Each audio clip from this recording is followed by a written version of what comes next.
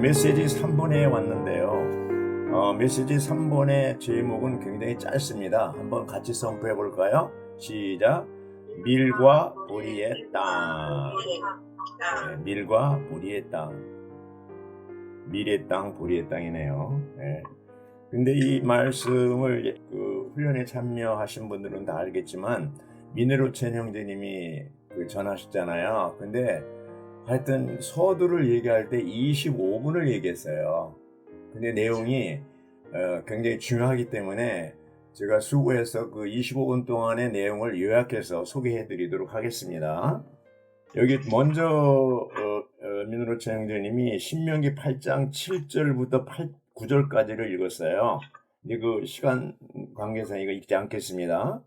그리고 그 시작을 할 때 아주 처음에 이분이 무슨 얘기하는 건가 했는데 아주 굉장히 드라마틱하게 이렇게 시작을 했어요. 그대로 제가 요약해서 소개해 드리겠습니다. 61년 전 중국에서 온 이 작은 분께서 그리스도의 노예이신 그분, 신약의 사역자, 어떤 것도 없이 다만 형제님에게 주어지신 신성한 계시를 가지고 미국에 오셨습니다. 구약의 이 세 구절을 사용하셨고 이 형제님의 하늘에 속하고 비범하고 놀라운 해석이 있었습니다. 이 형제님은 모든 것을 포함한 그리스도의 완결된 계시를 열어주셨습니다. 이 말씀을 해방하신 것은 1962년 12월 22일부터 31일까지였습니다. 모든 것을 포함한 그리스도를 교통하신 것 외에도 주의 회복의 역사에 대해서도 교통하셨습니다. 그때 참석했던 분들은 낮에 전시관으로 참석했던 50명과 저녁에는 70명이 참석했습니다. 그때 하루에 두 메시지가 있었고 이것이 회복 안의 이정표가 되었습니다. 이것이 회복 안의 중요한 전환점이 되었습니다. 1982년도에 위트니 시리 형제님은 그때의 특별 집회에 대해서 간증하기를 1962년 내가 메시지를 전하기 위해서 입을 여는 순간 나의 영이 해방되었다고 했습니다. 왜냐하면 그 집회가 기도와 영어로 시작했기 때문입니다. 집회 이전에 21일 동안 기도가 있었다고 했습니다. 그때 두 형제님들이 함께 동역했다고 했습니다. 참석한 성도들의 수는 적었지만 집회는 살아있었고 아주 영으로 충만했다고 했습니다.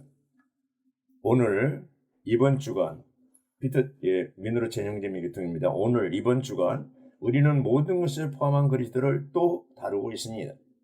61년이 지난 오늘날에도 여전히 이 메시지는 놀랍습니다.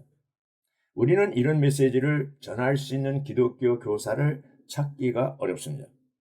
누가 약속된 가나안 땅을 해석할 때 이렇게 모든 것을 포함한 그리스도로 해석할 수 있는지 모르겠습니다.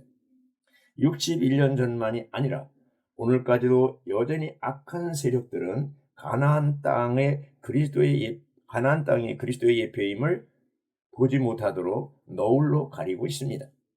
바울은 에베소에서 하늘들의 영역에 여러 층이 있다고 말했습니다. 그리스도는 셋째 하늘에서도 계시고 우리 영 안에도 계십니다. 오늘 우리의 영은 하늘의 문인 베델입니다. 하늘의 사다리인 그리스도가 하늘과 땅을 연결하고 계십니다. 셋째 하늘과 땅 사이에 공중이라고 하는 또 다른 층이 있습니다. 사탄과 악한 영들이 이 영역에서 활동하고 있는데 우리가 하나님을 접촉하고 그리스도를 받아들이지 못하도록 좌절시키고 있습니다. 공중의 악한 영들의 조종을 받는 가나안 족속들이 이스라엘 백성을 방해했습니다. 여기에 필연적으로 전쟁이 있습니다. 오늘날 이 시대의 끝에 다가갈수록 악한 영들은 믿는 이들의 생각을 더 어둡게 하고 너울로 가리고 있습니다. 1세기에 하나님은 바울 형제님에게 사탄의 정체를 계시하셨고 에베소 6장에서 영적 싸움에 대해서 언급하셨습니다. 오늘날 인터넷을 검색해보면 대부분 가나안 좋은 땅을 죽으면 가는 천국으로 말하고 있습니다. 대부분의 기독교인들은 요단강을 건너면, 즉 죽으면 바로 하늘나라에 가는 것으로 여깁니다. 이런 기독교의 상황에 대해서 우리는 애통해야 합니다. 그들은 하늘나라라는 누룩에 눈이 멀었습니다. 별 생각 없이 받아들이고 있습니다. 가나안 땅을 차지하려면 반드시 전쟁이 필요하다는 것을 모릅니다. 예수님을 믿기만 하면 무조건 천국에 간다는 생각은 전혀 성경적이지 않습니다. 심지어 주님의 회복 안에 있는 형제 자매들도 이것에 관해서 얼마나 분명한지 모르겠습니다. 사실 전쟁을 통해서 좋은 땅이신 그리스도를 얻을 수 있다는 것에 대하여 소수만이 알고 있다고 봅니다. 만약 우리가 이 메시지를 듣고도 충격을 받지 않는다면, 우리의 삶에 변화가 없고 우선순위가 바뀌지 않는다면 우리는 결국 비참한 사람들, 즉 패배한 사람들이 될 것입니다. 여호수아기 5장 12절 갑주 1번에 보면 이스라엘 백성들이 6월절이 지난 첫째 날에 바로 그날에 그 땅의 소산물을 먹었다고 했습니다. 그리고 그때 만나가 그쳤다고 했습니다. 그날 40년 동안 먹었던 기적적인 떡이 없어졌습니다. 이제 그날부터 하늘에서 내려온 음식이 아닌 땅에서 난 음식으로 바뀐 것입니다. 그러나 오늘날 어떤 사람들은 여전히 가나안 땅에 들어와서도 만나를 먹고 있습니다. 물론 만나를 먹는 것은 나쁘지 않죠. 잘못된 것이 아닙니다. 하나님 편에서 볼 때 만나는 일시적인 양식입니다. 이것은 광야 여정에서 주어진 음식입니다. 하나님의 목표는 젖과 꿀이 흐르는 가나안 땅에 들어가 그 땅의 소산물을 먹는 것입니다. 그 소산물을 먹고 성전을 건축하는 것입니다.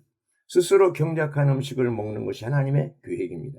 그러나 기독교와 기독교의 영향을 받은 회복 안의 일부 성도들은 여전히 만나를 선호합니다. 스스로 경작하는 것을 힘들어합니다. 우리는 좋은 땅이신 그리스도를 경작하여 소산물을 가지고 주님 앞에 나아가야 합니다. 그리스도를 경작하는 것이 그리스도를 누리고 체험하는 것입니다. 그럴 때 우리가 그리스도로 조성되고 그리스도의 몸인 성전을 건축할 수 있습니다. 성전이 건축될 때 하나님의 목적이 성취될 수 있습니다. 하나님의 백성들이 해야 할 첫 번째 일은 그리스도를 차지하는 것입니다. 두 번째 일은 그분에 대해 수고하는 것입니다. 이 수고는 하늘에 올라가서 하는 것이 아니라 주님이 다시 오시기 전 땅에서 하는 것입니다. 우리가 그리스도로 조성될 때 하나님을 표현하고 사탄을 다스릴 수 있습니다. 이기는 이가 될 수 있습니다. 그러면 그리스도의 심판대에서 보상을 받게 될 것입니다. 두 가지 부담이 있습니다. 첫 번째는 이상을 보는 것입니다. 그분이 미리시고 그분이 불이시라는 이상입니다. 두 번째는 이상을 보고 나서 수고하는 것입니다. 생활에 적용하는 것입니다. 그저 편안하게 있지 않고 좋은 땅이신 그리스도를 경작하는 것입니다. 바울처럼 모든 것을 해로 여기고 오직 그리스도를 추구하는 것입니다. 오늘 말씀은 진리에 대한 것은 아닙니다. 전체는 체험에 있고 적용에 있습니다. 이제 개요를 봅시다. 길죠? 그래서 내용이 굉장히 중요하기 때문에 소개해 드렸습니다. 자, 로마자 1번을 누가 읽어주시죠? 신명기 8장 8절 상발절에 나오는 밀은 육체 되시고 십자가에 못 박히시고 장사 되신 그리스도를 예표한다. 예, 아멘. 예, 여기서 이제 로마자 1번은 밀에 대한 거고 2번은 불의에 대한 건데요. 밀은 육체 되신 그리스도, 십자가에 못 박혀 죽으신 그리스도, 장사 되신 그리스도를 예표하고요. 요한복음 12장 24절. 우리는 부활하신 그리스도를 상징하고 예표합니다. 고린도전서 15장 20절. 여기 이제 그 로마자 1번에서 보면은 이제 그 미래에 대한 게 나오죠. 그래서 A번에 보면 그리스도는 그분의 충만한 사역의 육체 되심의 단계에서 무한하신 하나님을 유한한 사람 안으로 이끄셨다 이렇게 했습니다. 자, 육체 되심의 단계라는 말이 나왔습니다. 이게 이제 충만한 사역이죠. 세 단계가 뭐죠? 첫 번째, 육체 되심. 두 번째, 포함의 단계, 포함의 단계. 세 번째, 강화의 단계. 강화의 단계. 예. 육체 되심의 단계는 성육신을 얘기하고, 포함의 단계는 영, 생명 주는 영을 얘기하고, 강화의 단계는 7배 강화된 영을 말하고 있죠. 어쨌든 그 육체 되심의 단계에서 무한하신 하나님을 유한한 사람으로 이끄셨다. 이렇게 했습니다. 여기 무한하다, 유한하다 이게요. 하나님은요, 시간의 개념이 없습니다. 하나님은요, 공간의 개념이 없습니다. 근데 그분이 2000년 전에 육신을 입고 이 땅에 나타나셨잖아요. 나사렛 목수의 아들로. 그러니까 어떻게 돼요? 시간과 공간 안에 들어오신 거예요. 그러니까 죽고 부활하셔서 생명 주는 영이 되신 다음에 다시 시간과 공간 밖으로 나가신 거예요. 제한을 안 받는 것이죠. 그래서 이제 육신을 입는다는 것은 제한받는 삶 안에 들어오셨다는 얘기입니다. 예수님이 그러한 이제 영역에 들어오신 거죠. 그래서 이번에 보면 주님은 영원하시고 무한하시며 제한받지 않으신 하나님이셨지만 시간에 제한받으시며 사람으로서 이 땅 위에 사셨습니다. 우리가 다 아는 거죠. 근데 사실 이 하나님 편에서 볼 때요, 이렇게 그 작은 목수 안에 들어오셔서 이것은 우리가 생각하는 것보다 훨씬 큰 제한이라고 했습니다. 제한을. 그래서 제가 언젠가 말씀드린 적이 기억나는데 세 가지 우주 가운데 세 가지 기적이 있어요. 첫 번째 기적이 뭐예요? 시간과 공간 밖에 있던 하나님이 육신을 입고 이 땅에 오신 것, 성육신. 두 번째 기적은 뭐예요? 그분이 죽고 부활하시고 과정을 거쳐서 생명 주는 영이 되시고, 육신이 되심으로 그분은 구속 역사를 이뤘고 영이 되심으로 우리에게 영원한 생명을 주셨습니다. 세 번째 기적은 뭡니까? 바로 이 생명 주는 영이 우리 안에 들어와 사람의 영 안에 들어와서 주합하나자는 한 영이 된 겁니다.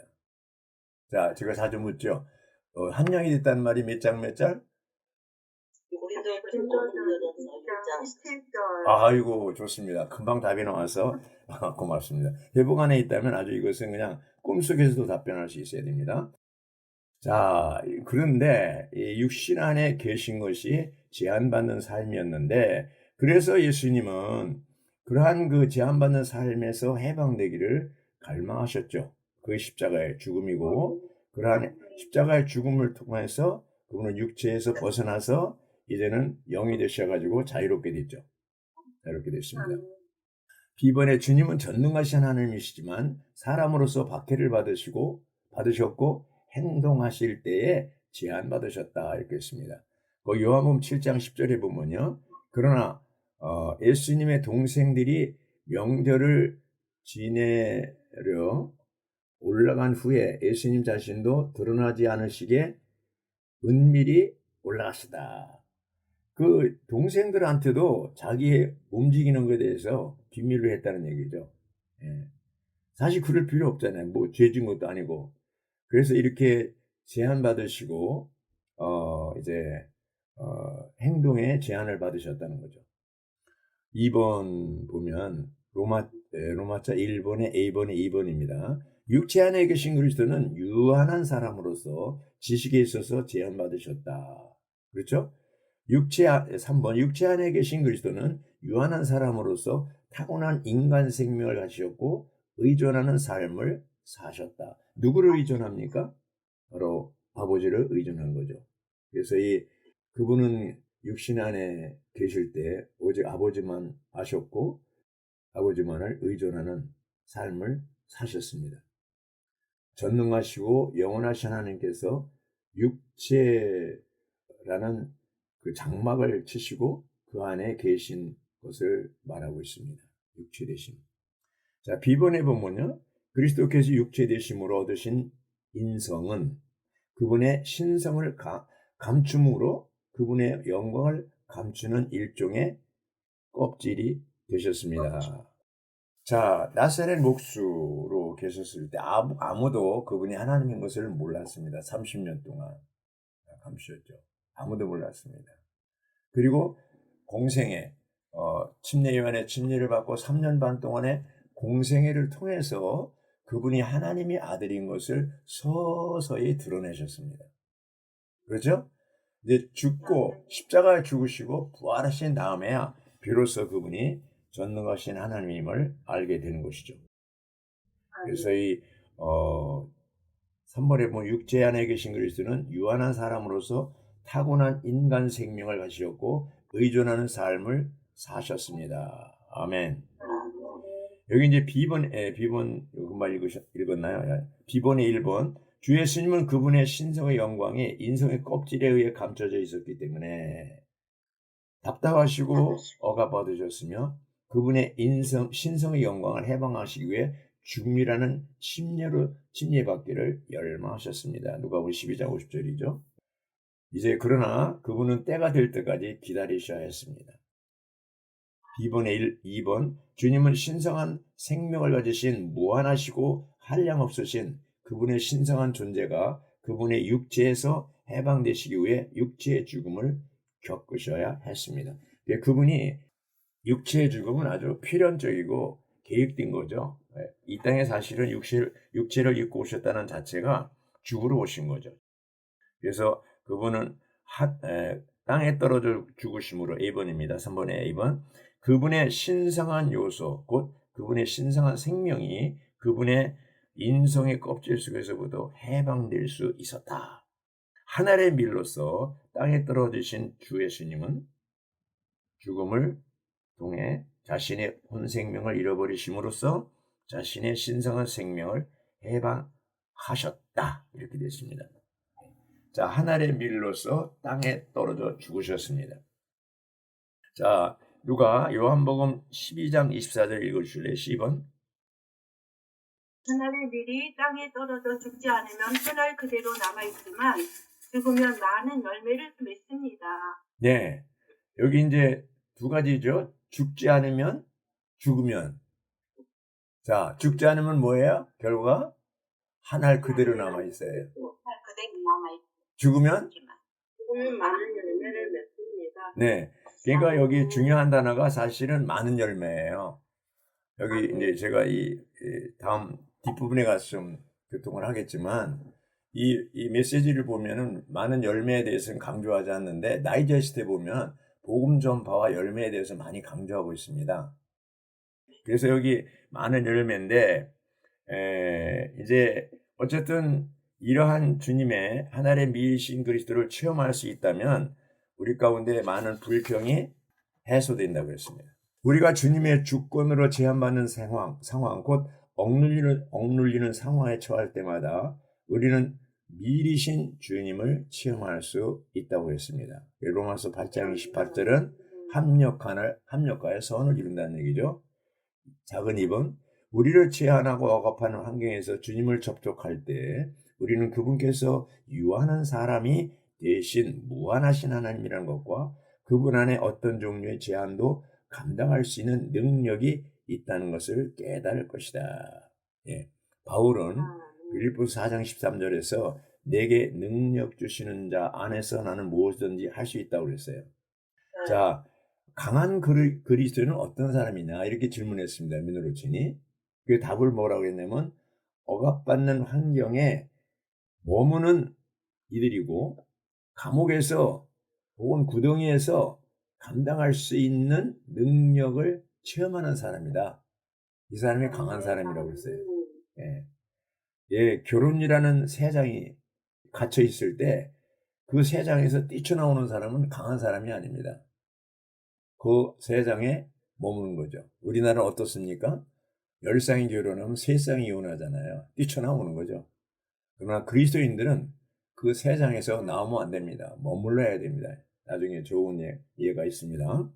4번. 우리가 주님을 접촉한다면 우리는 하늘의 미이신 그분을 체험할 것이고 그분 안에서 우리의 상황에 만족할 것입니다. 5번. 미이신 그리스도는 우리의 생명으로서 우리가 기꺼이 제한받고 기꺼이 죽고 기꺼이 장사되고 기꺼이 아무것도 아닌 존재가 되게 하신다. 이것이 미리신 그리스도를 체험하는 것이다. 여기 5번을 밑줄을 쳐야 됩니다. 여기 중요한 단어가 뭐예요? 기꺼이입니다. 기꺼이. 기꺼이. 예. 기꺼이. 기꺼이라는 말은 뭐예요? 누구에 의해서 피동적으로 하는 게 아니고 자발적으로. 주님은 기쁘게 십자가를 지신 것처럼 우리는 이 제한받는 삶을 기꺼이 제한받고 기꺼이 죽고 기꺼이 장사되고 기꺼이 아무것도 아닌 존재가 되어야 합니다. 자, 로마자 2번을 누가 읽어주시죠. 밀은 육체 되시고 십자가에 못 박히시고 장사 되시고 그리스도를 상징하시지만 우리는 부활하신 그리스도를 상징한다. 아멘. 밀은 뭘 상징한다고요? 장사 되신 그리스도, 죽고 육체 되시고 십자가에 못 박히시고 장사 되신 그리스도를 상징한다면 보리는 뭐를 상징한다고 그랬어요? 부활하신 그리스도. 네, 부활하신 그리스도. 상징합니다. 하나는 십자가, 하나는 부활입니다. 네. 아, 2번 좋은 땅에서 보리는 다른 어떤 곡식보다 더 일찍 익는다. 그러므로 보리는 첫 열매이다. 이 A번의 1번 보리는 일찍 익기 때문에 수확의 첫 열매로서 부활하시고 무한하신 그리스도의 예표이다. 2. 우리는 그리스도께서 우리 안에서 보리고 부활하신 그리스도이신 것을 배우고 그분께서 모든 상황에 대처하실 수 있다는 것을 배우는 것이 기쁘다. 자, 뭐가 기쁜 거예요? 배우는 것이 기쁜데 뭘 배워요? 예, 미리신 그리스도, 보리신 그리스도를 배워야 돼요. 3번 부활의 첫 열매이신 그리스도는 죽은 사람들 가운데 가장 먼저 나신 분이 되시어 몸의 머리가 되셨다. 몸의 머리신 그분께서 부활하시기 때문에 몸인 우리 또한 부활할 것이다. 머리가 부활하셨으면 몸도 함께 부활한다는 얘기입니다. 예. 4번 첫 열매이신 그리스도는 생명의 떡이 되셨다. 따라서 보리떡은 부활 안에서 우리에게 음식이 되시는 그리스도를 상징한다. 이렇게 얘기했습니다. 요한복음 6장 48절은 뭐야? 오병이어. 그죠? 여기 나오는 거죠. 숫자 5는 책임을 의미한다. 이것은 부활하신 그리스도께서 책임을 가질 수 있다는 것을 가리킨다.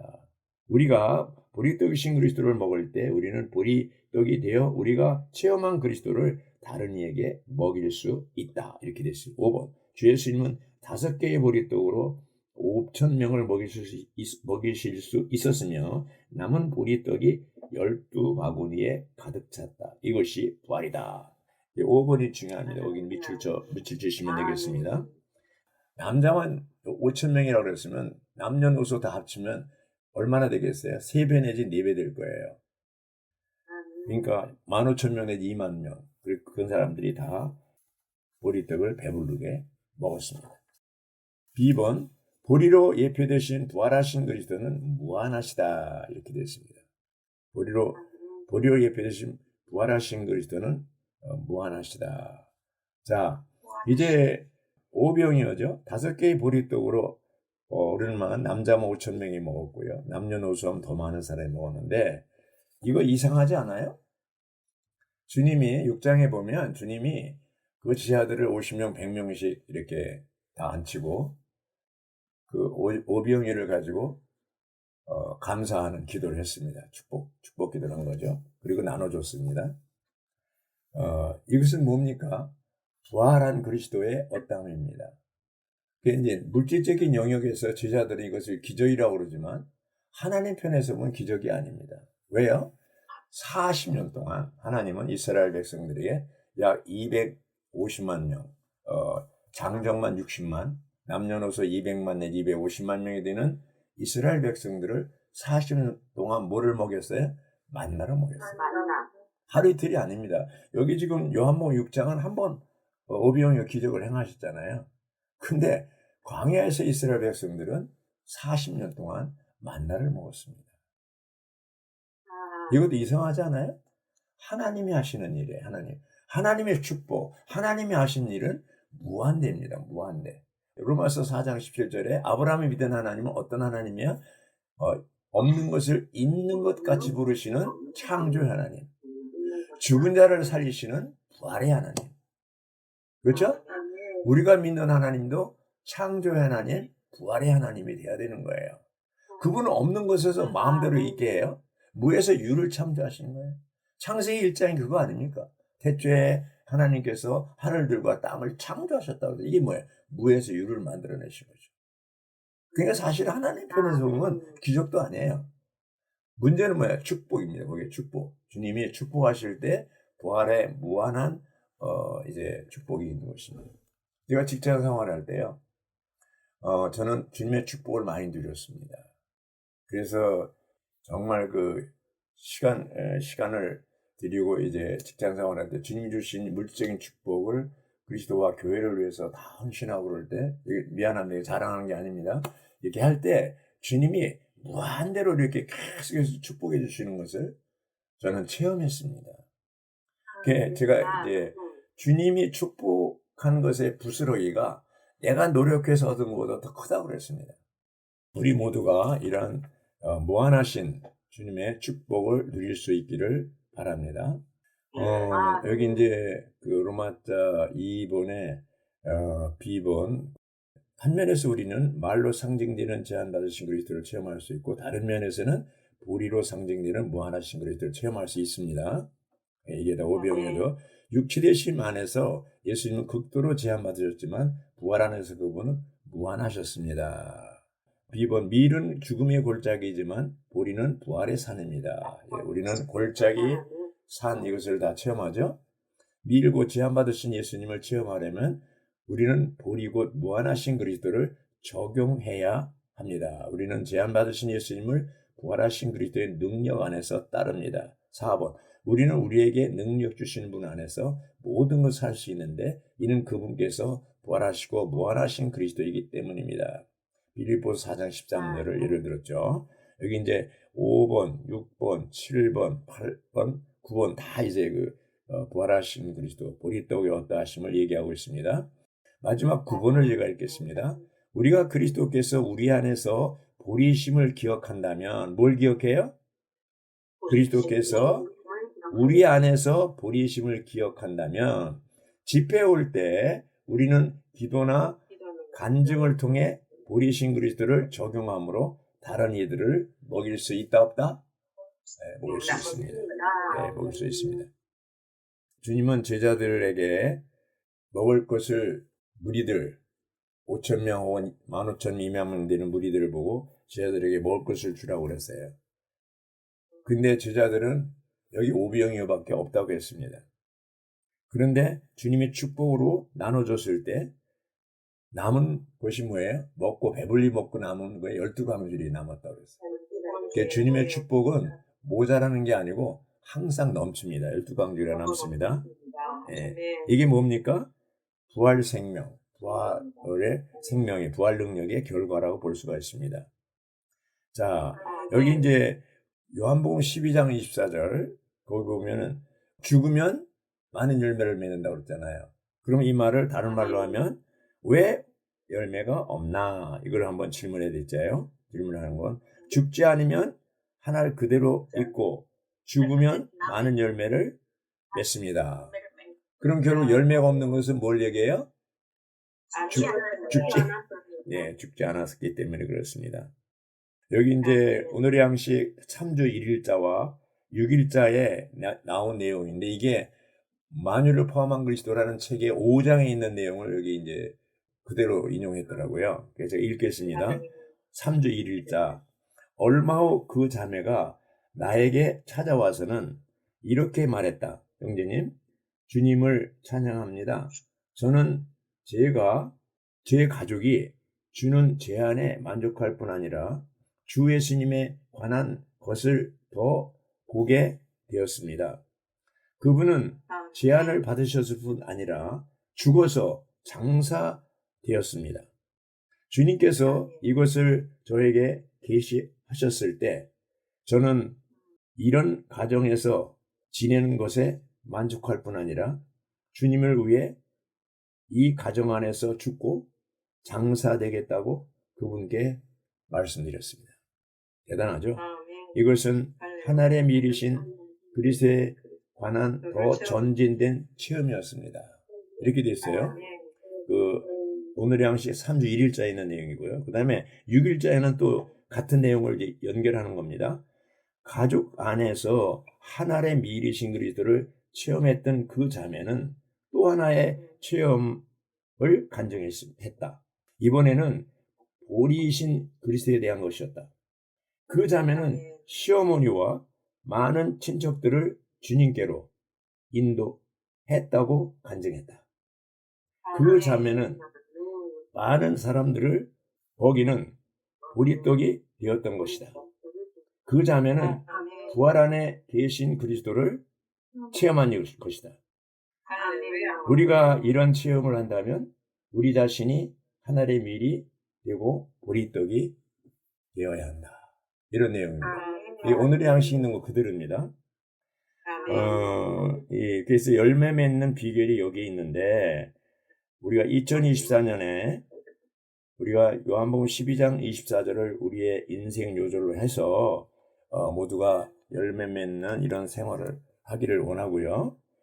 아주 원리가 간단합니다. 아주 원리가 간단합니다. 뭐예요?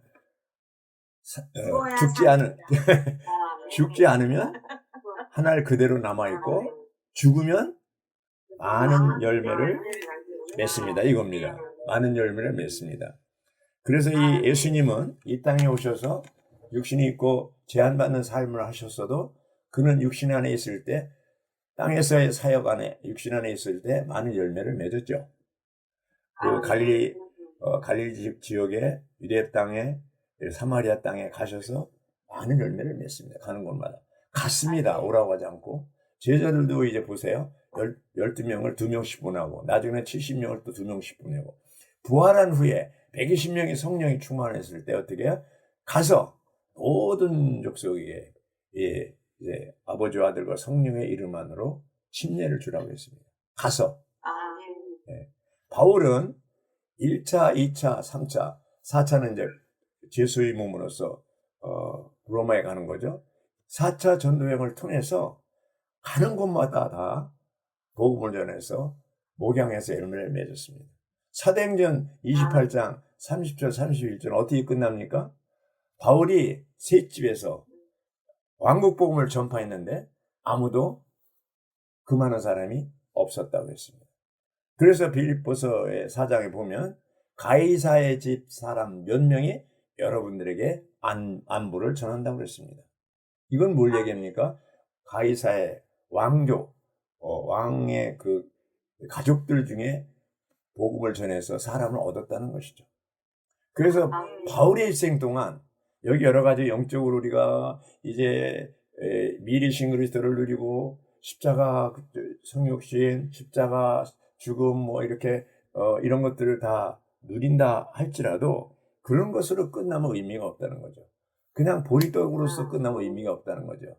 하늘의 밀이 땅에 떨어져 죽으면 많은 열매를 맺고, 자, 생각해 보십시오. 우리가 10년, 20년, 30년이 지났는데 많은 열매를 맺고는 못하고 한 사람을 얻었는가? 이렇게 한번 생각해 보시기 바랍니다. 하나의 예를 들고 좀 마치겠습니다.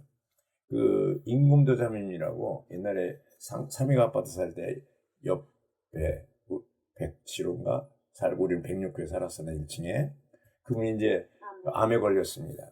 그래가지고 사람들이 이제 문병 오잖아요. 그럼 계속 보급을 어떻게 전했냐면, 아이고 형제자매님들 나처럼 살면 안 돼요. 내가 꿈을 꿨는데 이제 주님 앞에 심판을 받는데 사람들이 어떤 사람 보니까 뒤에 쭉 그 사람이 복음 전하게 줄을 섰는데 자기는 복음 전한 적이 없어서 뒤를 두려워서 못 돌아봤다는 거예요. 근데 한번 그래도 용기를 내서 뒤를 돌아봤는데 딱 한 사람이 있더라는 거예요. 한 사람. 친정어머니. 그래서 이렇게 부끄럼 당하지 말고 여러분들은 남은 생애 동안에 복음을 전하고 열매를 맺어서 뒤에 쭉 사람이 설 수 있기를 바라. 이런 식으로 이제 공급을 해주는 거예요. 그래 문병 갔다 오히려 다 공급을 받고 이제 가는 것을 보았는데요. 어쨌든 우리가 이것을 뭐 이렇게 복음전 이렇게 의무적으로 이렇게 뭐 교리적으로 얘기하는 게 아니고 정말 우리가 이 요한복음 12장 24절을 우리 것으로 주관적으로 나의 것으로 취한다면 이 죽지 않으면 죽으면 이것이 굉장히 그 우리 삶에 있어서 이제 미리신 그리스도와 보리신 그리스도를 누리는 핵심이라는 것을 알 필요가 있습니다. 형제자매님들이 요한복음 12장 24절을 다 금년에 유절로 삼으시고 한번 금년에 도전해 보시죠. 예. 근데 금년에는 한 사람이라도 좀 열매를 맺어야 되겠다.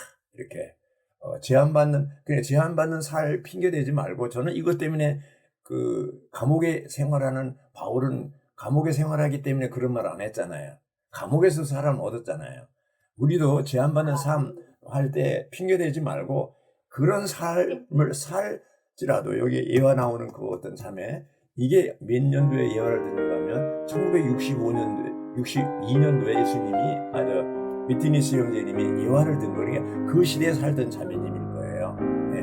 그렇다면 이 자매님이 그렇게 해서 사람을 얻었듯이 우리도 이제 이 미리신 그리스도와 우리신 그리스도를 누림으로 말미암아 정말 이 자매님처럼 이런 열매 맺는, 그 시어머니도 얻고 그 친척들로 다 얻는 이러한 삶을 살 수 있기 원합니다.